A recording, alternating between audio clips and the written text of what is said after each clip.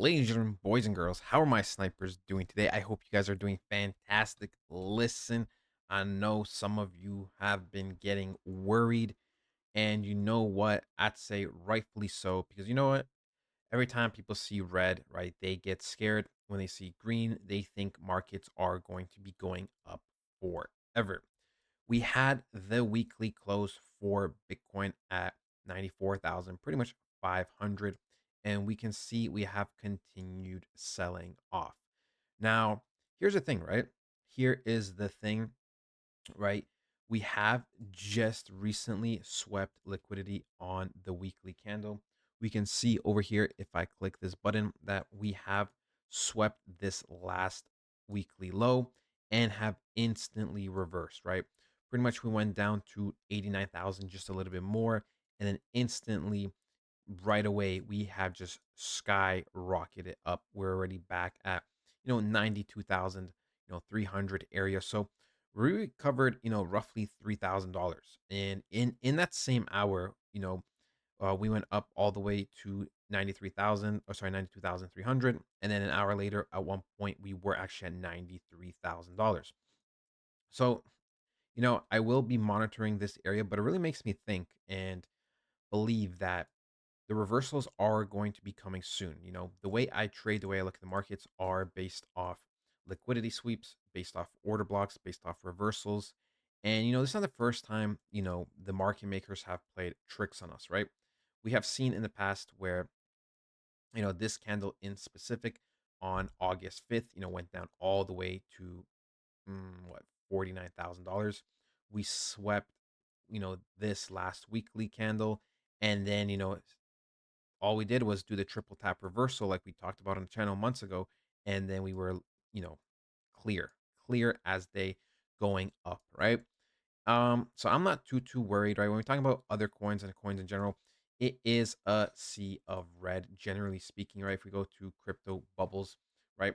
A lot of altcoins are bleeding, obviously. Every time, the head of the snake crashes, other altcoins, or sorry, altcoins do also, get punished, right? We see that, but we can also see the weekly dominance continues to go up, right?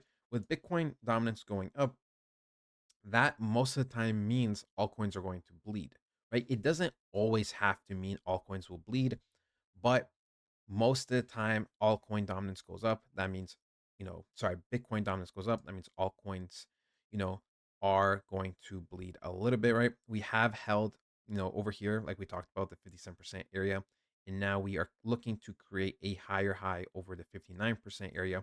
And if that's going to be the case, then, for me, that is a good sign overall for Bitcoin in its future, right?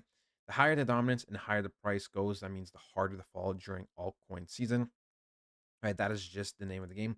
We can see the others' dominance, right? We had marked it down here. We did believe it was going to drop below the 10%, go sideways before we continue pushing up.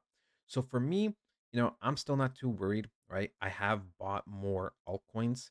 I bought some today. I bought some, Render, Turbo, and a few other coins that we have discussed on this channel, and that I've been talking to the community about. When we go to something like Turbo, we can see, Turbo is in its buying range that we've been talking about for weeks now. We have been talking about this range for weeks. So it would be silly for me not to buy Turbo that now that it has entered, this green area. It did go a little bit lower, and that's fine with me. And I actually got a little bit lower than this. I think I got in at 0.0072 something. So, you know, technically already up just a little bit on my position. But regardless, I'm not worried. For me, when we look at it, this is generally the lowest range, and just great buying opportunities. If I still believe altcoin season will be happening, then for me, I should be buying here, and that is just the way I am thinking. Right, when we go to something that is actually very, very important, which is the total market cap dominance, we can still see that we are above the last all-time high, which is pretty much 3 trillion. And we can see that at the end of the day, we are pretty much rejecting off this area. This is very similar to Bitcoin, right? Very, very similar to Bitcoin. But this is very important, right? This is going to be the key area where we're going to be looking to be going sideways for some time before we continue pushing up. Remember, this isn't a joke anymore. There is lots of money involved. So it's going to take longer periods of time for, this to pump up. When we broke out of the range, we pretty much went from 2.2 trillion all the way up to 3.7.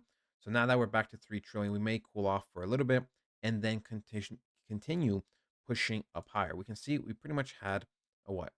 A 60 or 70% increase, right?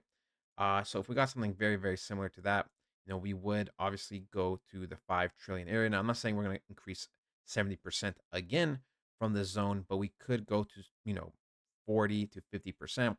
And the next leg could be upwards of 4.5 trillion. And then after that, we might have one more push. We will obviously have to see, there's been speculations of the market going to 9 to 12 trillion this cycle. And that may be very, very, possible, right? That may be very possible. I am on the more conservative side. I'm looking if we can hit that 6 trillion area, more or less. Obviously, would hope, for more. But like I said, I always play more conservative and then I readjust my game plan based off the candles.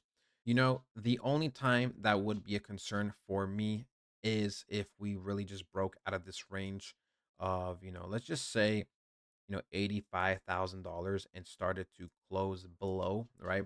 If we had daily and weekly candles closing below here, that's when it would be scary. Technically, we would still be having a, high here, low here, and then potentially a low here, going something like this. But then it wouldn't be following the typical path it is for, you know, altcoins. And that would be scary, right? Because then it's just a little bit more unknown, but it is what it is. I will continue dollar cost averaging into cryptos. Let me know what you guys are doing as well. We can also see something like gold has been dropping, right? We did have the news come out last week that indicated that things like gold and Bitcoin were supposed to drop, but instead, what happened was a continuation to the upside. It was just believed that, since the candles and everything looked so bullish this week, or sorry, last week, means that we were going to have a nice sell off this week. And that is exactly how it's playing out, right? That's exactly how it's playing out.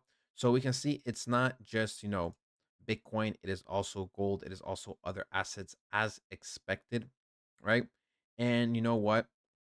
That's just how it is sometimes. Sometimes there is a delayed reaction off of the news, which is fine, which is whatever. One last thing I want to look at is pretty much the others market cap. It is the same thing. It went perfectly into our green box again.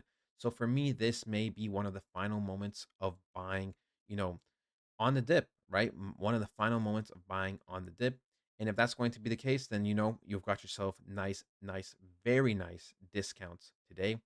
If you decided to sell today, then uh I think you're playing the game wrong, right? In my opinion, selling on a red day is never ideal. People panic for me way too easily.